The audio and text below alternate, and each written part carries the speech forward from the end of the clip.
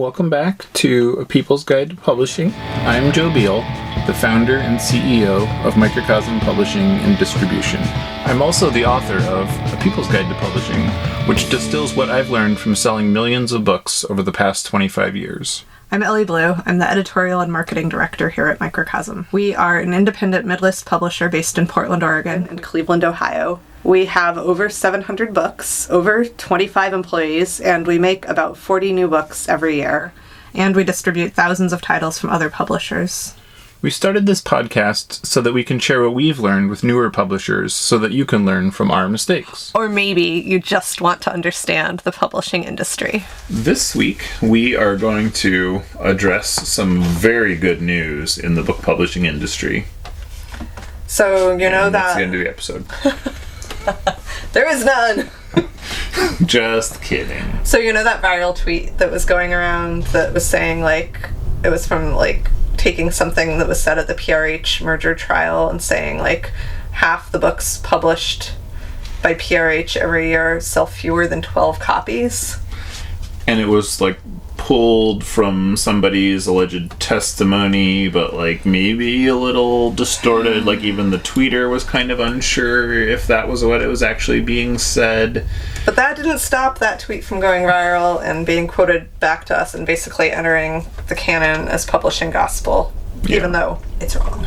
And lots of people were like, oh, okay, well, this is true, and this is why it's true, and I can't believe this is true, rather than being like, is this true? Could this possibly be true? And then we ran into, we didn't run into, Ellie forwarded me a great newsletter on Substack about this exact matter. If you go to countercraft.substack.com, you can find a newsletter titled, No, Most Books Don't Sell Only a Dozen.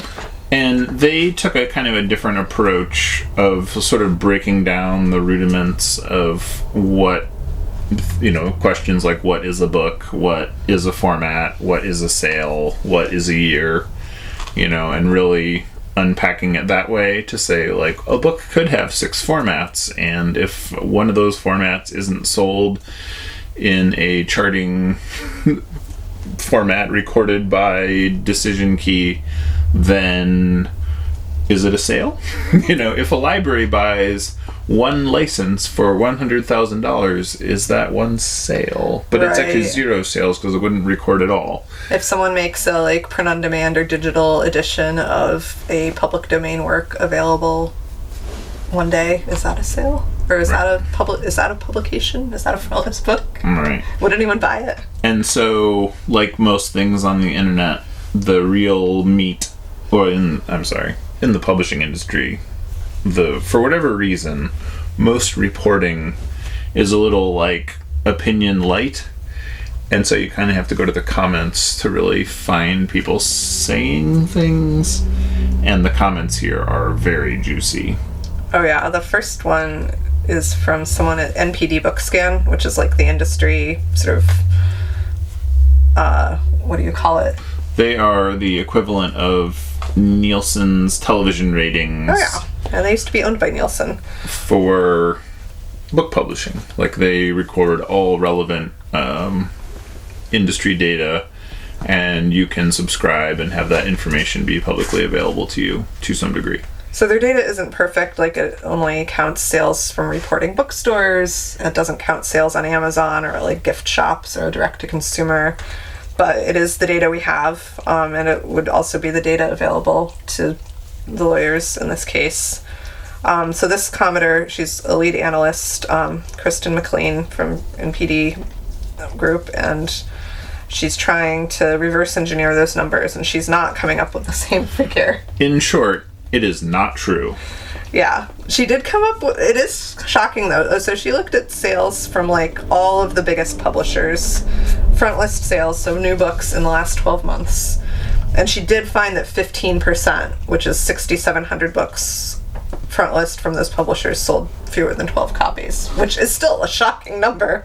Right. And you're did somebody mishear in a meeting 16% and hear 50%? Oh, maybe someone heard, 1550. That could have been. Mm-hmm. Uh-huh.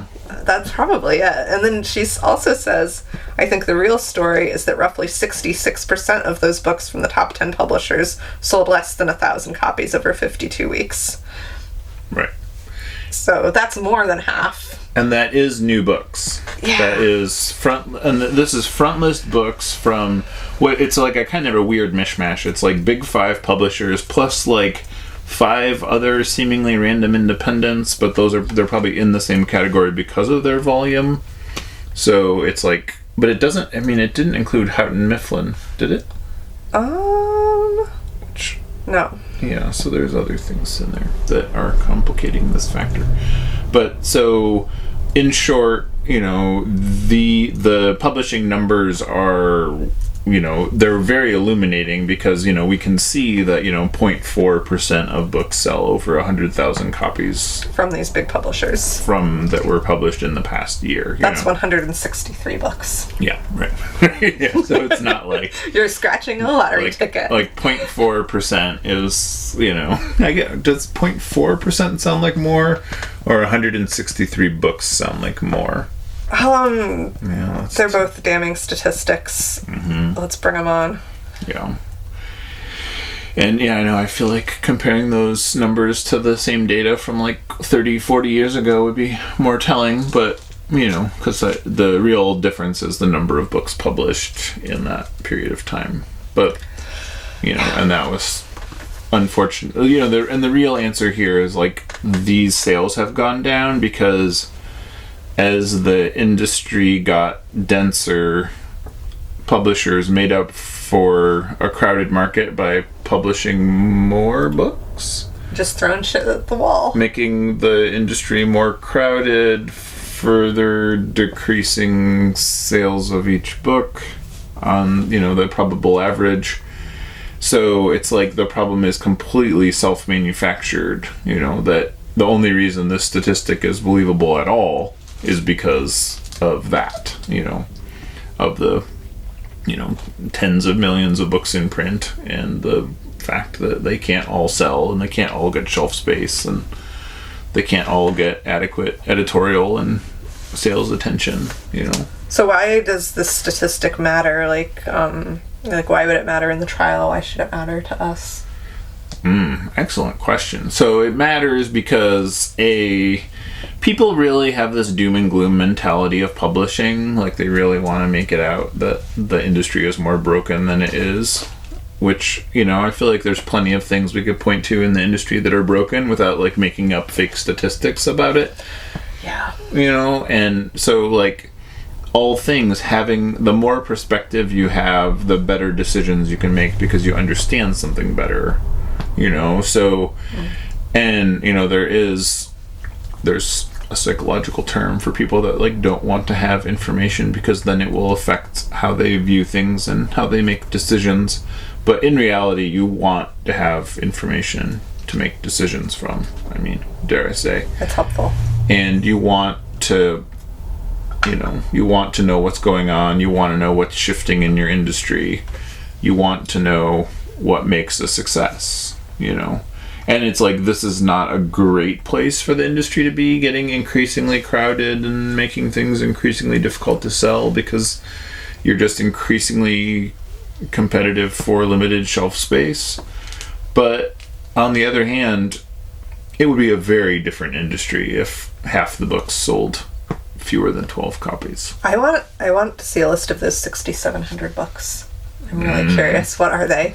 Right. Would you guess that they would sell that few, or are they data errors, or? Right. I mean, and yeah, I do wonder how many of them are canceled ISBNs or things like that. Right. Where you would just create that blip and nobody would be surprised.